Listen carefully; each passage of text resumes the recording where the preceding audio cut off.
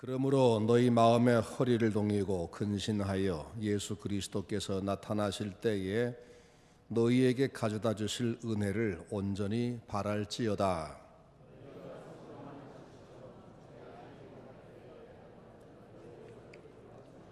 오직 너희를 부르신 거룩한 이처럼 너희도 모든 행실에 거룩한 자가 되라.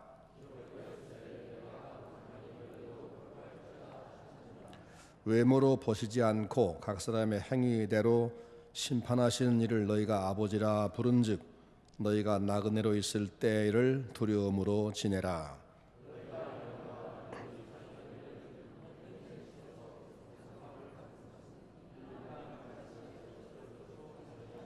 같이 읽습니다.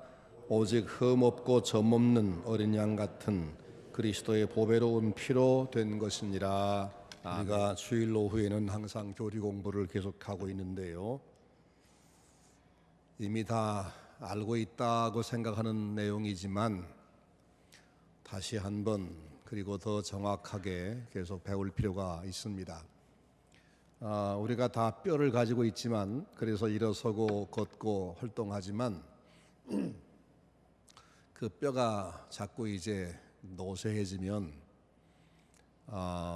골다공증이 생깁니다. 그러면 까딱하면 조그만 충격에도 뼈가 부러지기도 하고 그래서 칼슘을 먹어야 합니다. 그것처럼 우리 신앙의 뼈대도 튼튼하게 해야 사고가 나지 않습니다. 이단들이 하도 많은데 이단에 넘어가지 않고 우리가 견고한 신앙생활 하려면 이 교리 공부를 통해서 우리 신앙의 뼈대를 항상 튼튼하게 해야 될 필요가 있습니다. 그래서 교리 공부를 해야 하는 겁니다. 양자됨과 성화, 제가 이 교리 공부를 시작한 지 이제 26번째 시간인데 오늘은 구원의 과정 중에서 양자됨 그리고 성화라는 두 가지 주제를 공부하겠습니다. 죄인인 우리가 어떤 과정을 통해서 구원을 받느냐 몇 번 말씀했는데 맨 먼저는 하나님의 선택과 부름이 있었다. 부르시는 것을 소명이라 그런다고 했죠. 그 다음에 부르신 사람을 하나님이 거듭나게 하십니다. 그걸 중생이라. 중생하고 나면 눈이 떠서 자기가 죄인인 것을 알게 되고 그것을 버리려고 하는 회개를 합니다.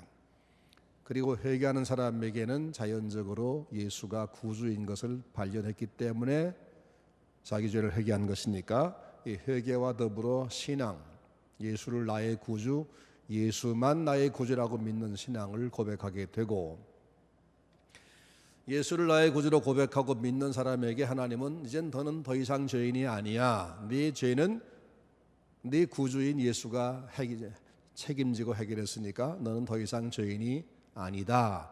내가 너를 의인 취급해주마 하고 칭의라는 게 주어집니다.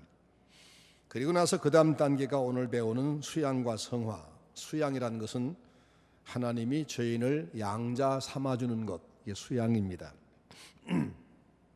사람을 세속적인 가족관계로만 살던 사람을 하나님의 가족으로 전입시키는 하나님의 행위를 수양이라 그럽니다. 요즘 입양하는 가정들이 늘어나는데 그러죠? 아기를 낳지 못하거나 혹은 불쌍한 아이들을 내가 거두겠다 그런 천하 착한 마음으로 입양하는 가정이 늘고 있는데 그 입양할 때 주도권을 누가 주느냐 하면 그 피입양되는 아이가 주도권을 주는 게 아니고 입양하는 양자를 삼는 그 부모가 이 주도권을 주고 너 오늘부터 우리 아들 하자. 내가 이제부터 내 아들이야. 너를 내 호적에 올릴 거야 하고 올리는 거죠. 그게 바로 입양입니다. 수양. 그 방법, 그 길은 하나인데 자기 마음에 드는 아이겠죠. 기왕이면 뭐 비슷하게 자기를 닮았다든지 자기 마음에 가장 불쌍히 보인다든지 뭔가 마음에 끌리는 게 있을 거죠. 근데 하나님이 우리를 양자 삼으시는 그 요인은 뭐냐 하면 예수를 믿는 자입니다. 예수를 믿는 사람. 요한복음 1장에 분명히 말씀했죠. 영접하는 자, 곧 그 이름을 믿는 자들에게는 하나님의 자녀가 되는 권세를 주셨으니라고 했다고요. 다른 길은 없어요. 예수를 믿어야만 하나님의 양자가 됩니다. 죄인이 하나님의 자녀가 되면, 하나님의 자녀가 되는 순간에 이제 하나님의 모든 법적인 권한을 부여받습니다. 갈라디아서 4장 6절 말씀, 너희가 아들인 고로 하나님이 그 아들의 영을 우리 마음 가운데 보내사 아빠 아버지라 부르게 하셨느니라. 하나님을 아버지라 부를 수 있는 이 권한, 그건 당연히 그 아버지의 것을 내 것으로 다 누릴 수 있는 권한이 거기 포함되는 거죠. 성령이 우리에게 오심으로써 하나님과 우리 사이가 하나님이 양자 삼아 주심으로 말미암아 이젠 부자 관계가 됐다는 것을 증명하신다는 겁니다. 증명.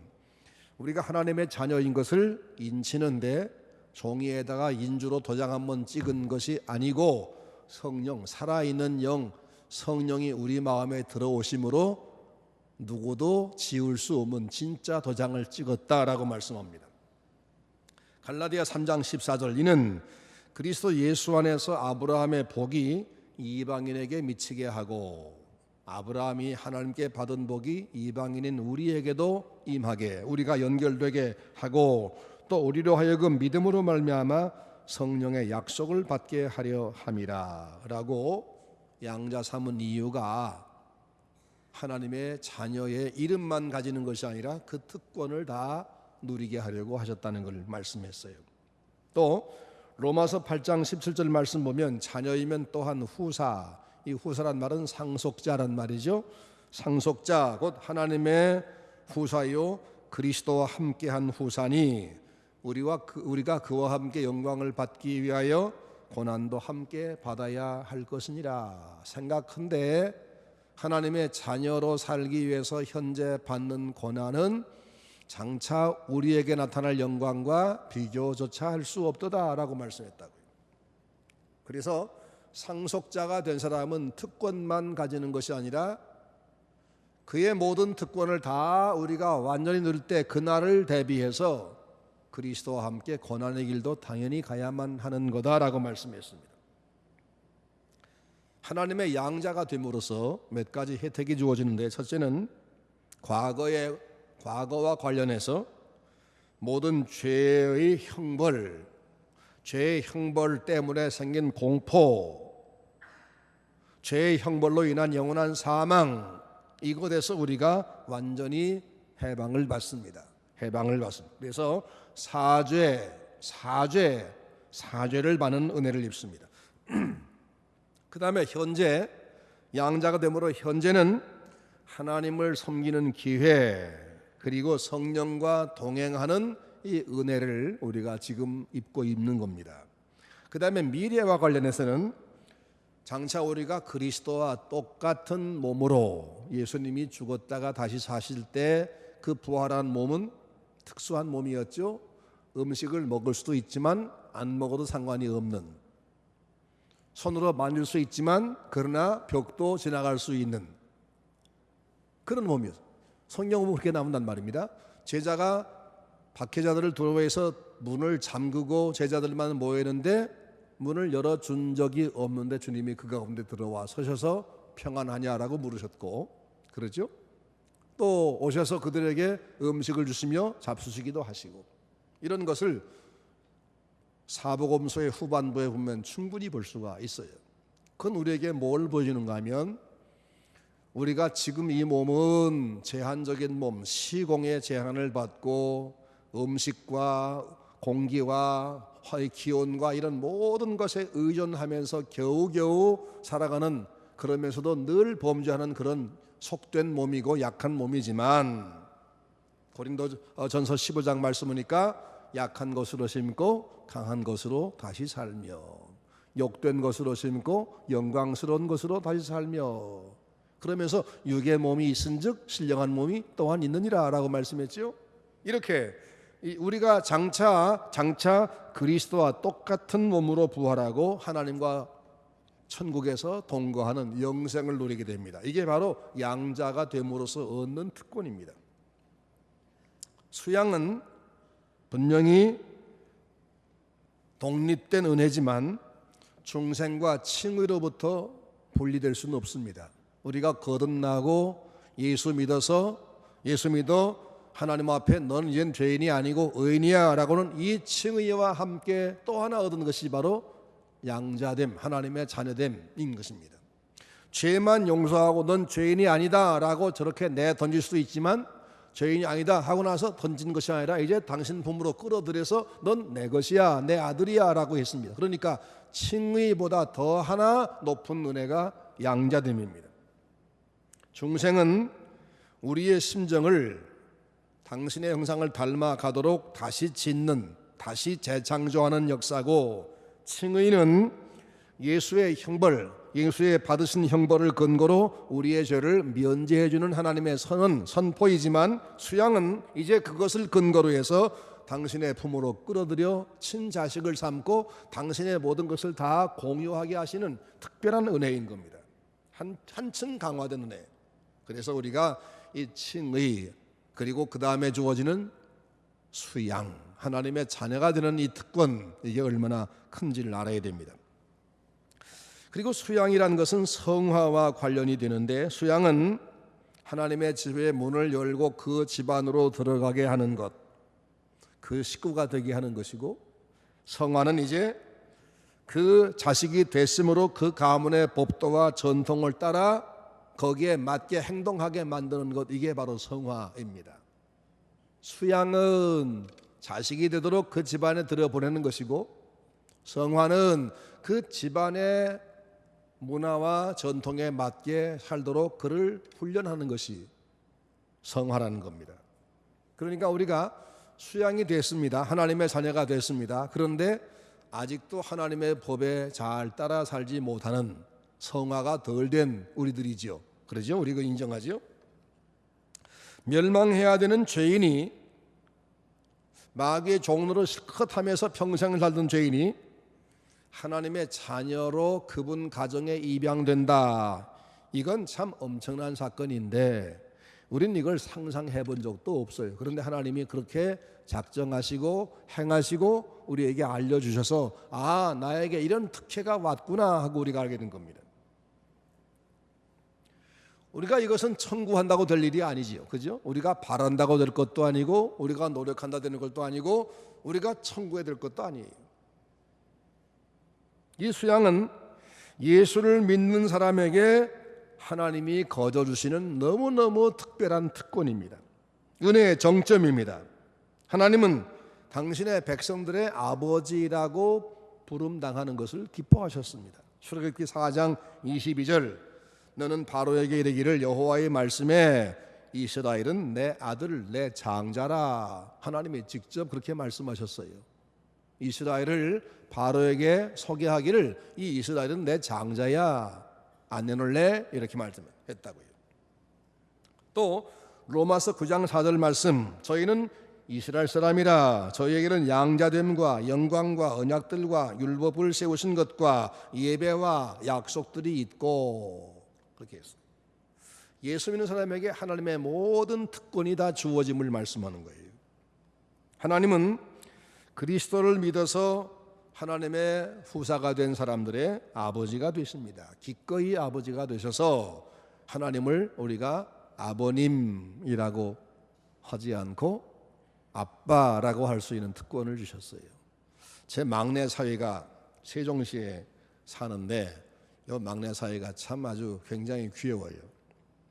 전화번호에다가 내 번호 이름을 뭐라고 썼냐면 대왕 아버님 이렇게 썼대요. 제 아버지가 아들 핸드폰을 이렇게 보다가 대왕 아버님, 이게 누구냐?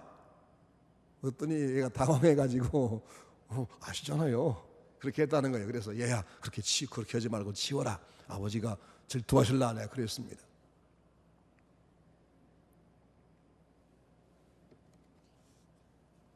근데 이 녀석이 지금도 아빠라고는 못해요. 그냥 아버님이야. 그러죠? 아빠라고 하면 참 좋을 텐데, 그러죠? 이 쉬운 일이 아니에요.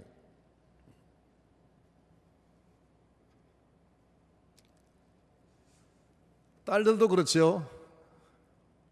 딸이 저한테 제가 전화하면 얼마나 반갑게 아빠 그 소리가 참 듣기 좋아요. 근데 사일은 절대로 그렇게 안 씁니다. 아버님 그러죠. 그게 이 차이, 거리를 보여주는 겁니다.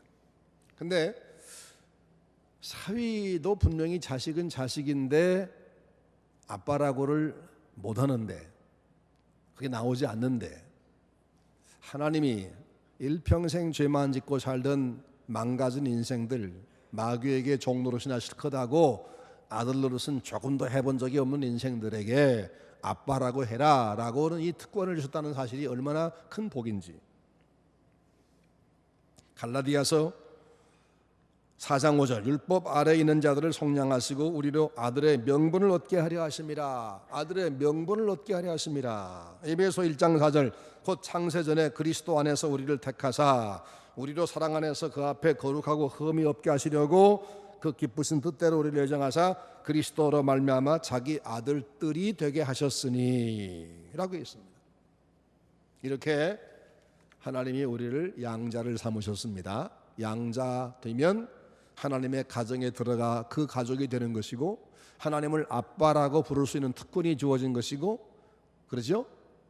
그리고 하나님 아버지의 모든 것을 내 것으로 내가 삼고 그것을 영원히 상속하는 특권을 거저받은 겁니다. 누구 때문에?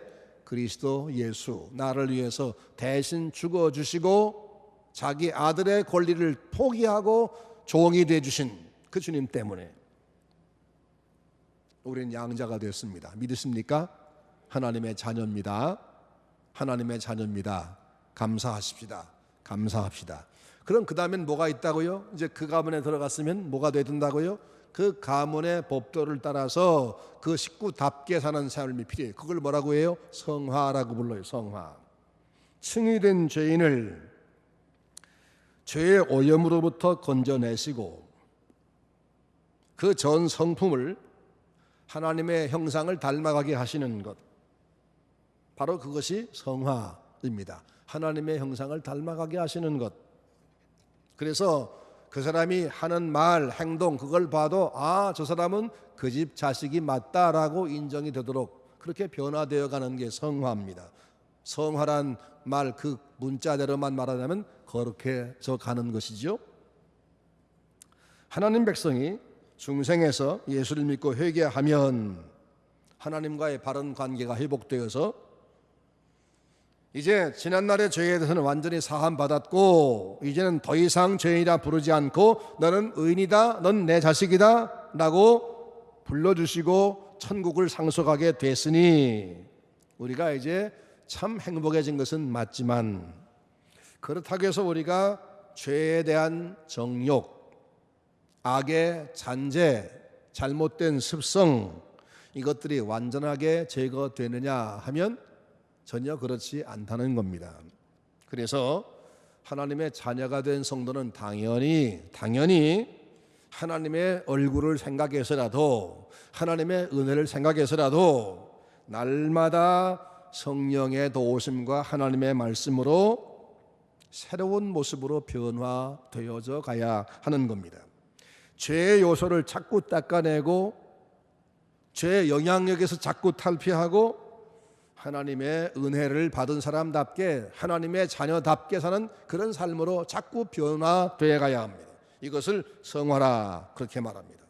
에베소 5장 26절, 이는 곧 물로 씻어 말씀으로 깨끗하게 하사 거룩하게 하시고, 그 다음에 디도서 3장 5절, 우리를 구원하시되 우리 행한 바 의로운 행위로 말미암지 아니하시고 오직 긍휼을 하심을 쫓아 중생의 씻음과 성령의 새롭게 하심으로 하셨나니. 성령의 새롭게 하심으로 하셨나니.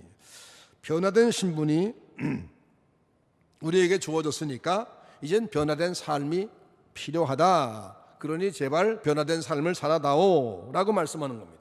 변화된 삶. 길거리 아이, 부모 없는 거지 아이를 어떤 부자가 부잣집으로 자기 아들로 입양을 했어요. 들어가 좋은 옷을 입게 됐습니다. 피부도 시꺼멓게 텄던 그 피부가 이제는 몇 달 지나니까 뽀얗게 보들보들하게 피부가 달라졌습니다. 때깔을 벗었습니다. 이젠 분명히 겉모습, 옷이나 피부나 머리나 이런 모습을 보니까 얘가 부잣집 아이 같은데 하는 짓은 여전히 거지. 그러죠? 여전히 거지. 이제 하는 짓이 달라져야 되는 겁니다. 그게 바로 성화입니다. 이 성화의 필요성, 왜 필요하냐? 하나님이 거룩하시니까 자식은 당연히 거룩해야 맞습니다. 베드로전서 1장 15절, 오직 너희를 부르신 거룩한 자처럼 너희도 모든 행실에 거룩한 자가 되라. 기록된 바 내가 거룩하니 너희도 거룩할지니라 하셨느니라 라고 했습니다. 따라서 하나님의 자녀에게는 거룩한 삶의 의무가 주어진 겁니다. 뿐만 아니라 우리 마음 속에 미움, 세상의 모든 잘못된 습관, 이것들이 지금 나를 계속적으로 또다시 거지처럼 행동하게 만들기 때문에 이것에서 벗어나기 위한 몸부림을 쳐 자꾸 자기를 바꿔 나가야지 그냥 되는 대로 되라 그러면 옛날처럼 살 수밖에 없는 겁니다. 개꼬리를 제 3년 동안 묻었다 꺼내도 여전히 노른 개꼬리 그대로라죠. 그러죠? 가만두면 소용없습니다. 날마다 그것을 탈피하고 새로워지기 위한 노력을 본인이 성령의 힘을 의지해서 해야 되는 겁니다. 이 성화를 하면 성화의 특징이 뭐냐? 특징, 옛사람을 죽이고 새사람을 입는 과정입니다. 그리고 이 성화는 생각, 감정, 결단, 행동, 이 모든 것에 영향을 끼치는 전인적인 변화의 과정입니다. 그리고 이 성화가 바로 영적인 성장입니다. 영적인 성장. 성경을 많이 아는 게 성장이 아니지요. 그러죠? 기도를 많이 하는 게 성장이 아닙니다. 결국은 이 성경을 많이 알고 기도를 많이 하고 하는 것은 우리가 변화되기 위한 것이죠. 변화가 안 되는 성경 공부, 변화가 안 되는 기도, 이건 성장이 아닌 겁니다. 성화가 아닌 겁니다. 이 성화는 하루아침에 되는 건 아닙니다. 장구한 세월이 필요합니다. 장구한 세월, 얼마나? 죽을 때까지 계속해야만 되는 겁니다. 누구도 죽기 전에 성화가 완성된 사람은 없습니다. 그리고 이것은 마지막 순간 죽음과 함께 완료됩니다. 내가 이 육신을 떠나는 순간에 하나님께서 그의 미진한 부분들을 완전하게 해주시는데, 그렇게 하나님이 마지막을 마무리해 주지 아니하시면 누구도 천국 갈 수가 없을 겁니다. 우리 인생은 일평생 동안 내가 성화를 하겠다고 몸부림을 친 사람마저도 그가 완수해야 될 성화의 한 5%나 할 겁니다. 5%나 95%는 미진된 상태에. 그래서 하나님이 마지막 순간에 그를 변화시키는 겁니다. 그러나 오늘 이 점진적 성화는 칭이라는 확정적 성화가 있기에 희망적입니다. 칭이라는 확정적 성화. 너는 이제부터 죄인이 아니야. 넌 의인이야. 이건 확정된 겁니다. 그러죠? 확정된 것. 넌 죄인이 아니고 의인이야. 하나님의 법정에서 확실하게 확정적으로 넌 더 이상 죄인이 아니다. 내가 너에게 더 이상 죄를 묻지 않겠다라고 하신 이 확정적 성화가 있기 때문에 점진적 성화인 이 생활의 성화는 결국은 가능해진다는 겁니다. 하나님이 마무리해 줄 거기 때문에. 하지만 우린 날마다 이 성화를 하기 위해서, 내가 성화 거룩해지기 위해서, 내가 더 변화되기 위해서 날마다 수고를 해야 됩니다. 로마서 6장 13절, 또한 너희 지체를 불의의 병기로 죄에게 드리지 말고, 죄 지는데 내 몸을 바치지 말고, 거기 써먹지 말고, 오직 너희 자신을 죽은 자 가운데서 다시 살리신 자 같이, 즉 예수님 같이 하나님께 드리며, 너희 지체를 의의 병기로 하나님께 드리라. 또 어디 보면 죄에 대해서는 죽은 자로 간주해라. 죽은 자로 간주해라. 그리고 의에 대해서만 내가 산 것처럼 움직여라. 그렇게 말씀했다고요. 이것을 계속하는 것이 성화의 노력입니다. 이 자와의 관계에서 볼 때 날마다 자기를 부인하고 십자가를 지고 가는 겁니다. 하지만 자기를 비관하고 학대하는 것은 아닙니다. 자기 비관이 아니라 자기 부인. 그 다음에 하나님과의 관계에서 볼 때 하나님을 더 가까이 하는 것, 하나님께 더 가까이 하는 것, 하나님 앞에 기도도 열심히 하려고 애를 쓰고 하나님 말씀을 더 보려고 하고 말씀 한마디 더 순종하려고 그러고 그렇게 가까이 하는 그런 관계에 예배하기 위해서 시간 참석하고 이렇게 하는 것이 성화에 큰 도움이 됩니다. 이웃과의 관계에서는 여린 마음으로 섬기고 겸손하게 상대를 대하고 온유하게 대하고 좋은 관계를 만들고 이런 겁니다. 사람이 다른 사람과의 관계에서 참 잘 못하는 사람들이 있어요. 개성이 너무 독특해서 세 사람만 모이면 파가 갈린다고요. 여학생 3명을 서울에 보내서 3명이 함께 자취하게 만들어 보세요. 그 셋이 오순도순 잘 있을 것 같습니까? 하나가 틀림없이 삐지게 되어 있습니다. 그 하나이가 이상한 아이여서가 아닙니다. 인생이란 본래 그렇게 남과 잘 못 어울립니다. 그래서 성화가 필요합니다. 겸손하게 상대를 섬기는 자세를 갖는 겁니다. 참 그런데 안 돼요. 참 안 돼요. 날마다 그러지 말라고 얘기해도 안 됩니다. 성령이 그 마음을 자꾸 변화시켜 주셔야 됩니다. 자연과의 관계에서는 자연을 사랑하고 하나님 주신 자연을 바로 관리하겠다는 그런 자세를 가지고 사는 것도 성화의 일부입니다.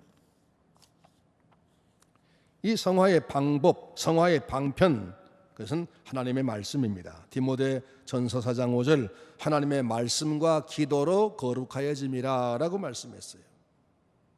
하나님의 말씀. 또 하나는 성례입니다.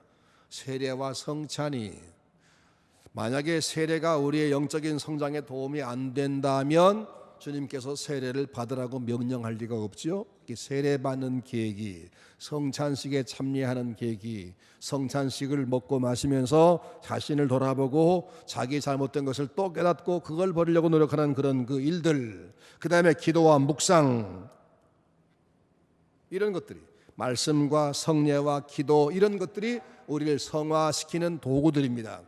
그러나 그보다 더 중요한 것은 하나님의 섭리입니다. 하나님의 섭리.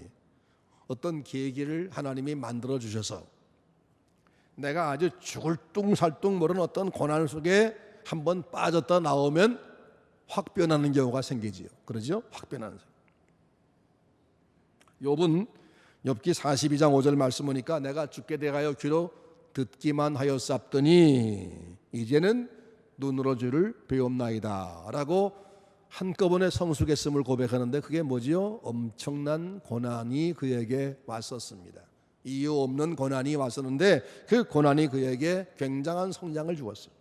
이런 계기, 하나님의 섭리. 그럼에도 불구하고 완전한 성화는 이 세상에 있는 동안은 완성이 안 되니까 계속 죽을 때까지 노력을 해야 됩니다. 바울 같은 사람도 날마다 끝없는 내적 전쟁을 했습니다. 로마서 7장 21절 말씀 이어져 보니까 내 속 곧 내 육신에 선한 것이 거하지 않은 줄을 내가 아노니 원함은 내게 있으나 선을 행하는 것은 내게 없노라. 내가 선을 행하고 싶은 마음은 간절한데 실적은 없다는 겁니다. 실적은 없다. 내가 원하는 바 선은 하지 아니하고 도리어 원치 않는 바 악을 행하는도다. 만일 내가 원치 않은 것을 행하면 이를 행하는 것이 내가 아니요 내 속에 거하는 죄이다. 내 속에 이 죄란 것이 주인돼 가지고 나를 계속 그렇게 만들어서 내가 계속 지금 그 짓만 하고 있다. 이거 참 죽겠다. 그렇게 고백했습니다. 누구도? 바울 사도도. 오죽하겠습니까? 우리는.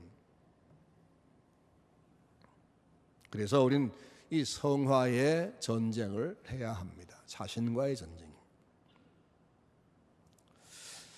그 다음에 성화는 선행과 무슨 관계가 있느냐? 그렇습니다. 성화 과정에서 필연적으로 선행이 발생합니다.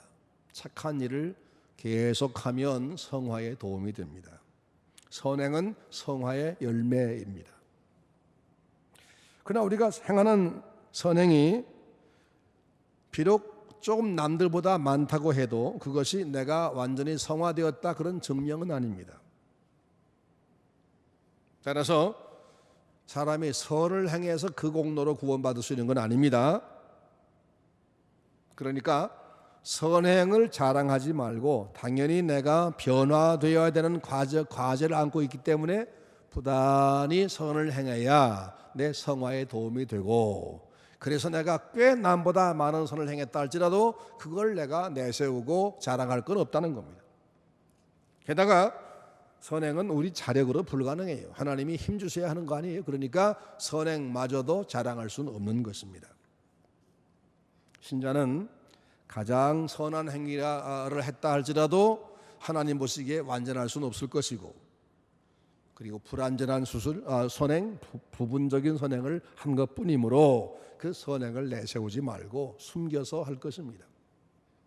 그럼에도 불구하고 선행은 우리에게 필수 불가결한 꼭 해야만 할 일입니다. 왜냐하면 하나님이 요구하시기 때문이고, 신앙생활의 자연스러운 열매이기 때문이고, 하나님께 받은 은혜에 대한 감사의 표현이기 때문이고, 내가 신앙을 가졌다는 증거가 되기 때문이고, 그리고 하나님 앞에 영광 돌리는 방법이 되기 때문에 성화의 과정을 가고 있다, 내가 지금 계속 성화돼야 한다라는 이 생각을 하는, 이 의무를 가진 사람마다 날마다 선한 일을 하기를 힘써야 될 것입니다. 성화는 그 과정에서 선행을 낳는데, 당연히 선행을 낳는데 그것이 내가 완전하게 성화되었다 그런 증거는 되지 못하지만 내가 성화의 과정을 밟고 있다 그런 증거는 되기 때문에 끊임없이 선을 행함으로 하나님을 닮아가는 노력을 우리가 해야 할 것입니다. 한 주간도 날마다 선을 행하는 가운데 주님을 닮아가는 우리 서문 성도가 되시기를 주의 이름으로 축원합니다. 기도하겠습니다. 은혜로우신 주님 감사합니다. 오늘 우리가 하나님께서 양자를 삼아 주셔서 하나님의 자녀가 되었고, 하나님의 자녀가 되어서 하나님을 아빠라고 부르며 달려가 뭐든지 간구할 수 있게 되었고, 하나님 아버지의 모든 것을 내 것으로 삼는 상속자가 되었다는 사실, 하나님의 집 안에 들어간 그 가족이 되었다는 사실 우리가 배웠고, 그리고 그렇게 하나님의 가족이 되었으면 이제 하나님을 닮아야 되는 그 가풍을 우리가 이어받아야 되는 성화의 과제가 있음을 배웠습니다. 주님, 우리가 이미 알고 있지만 아직도 너무 미진합니다. 이번 한 주간도 열심히 선을 행함으로 우리의 선행의 성화의 과정에서 매진하게 해주시기 원하오며, 날마다 선을 행한 아름다운 열매로 내가 지금 성화의 과정에 열심히 뛰어가고 있음을 증명하도록 은혜를 베풀어 주시옵소서.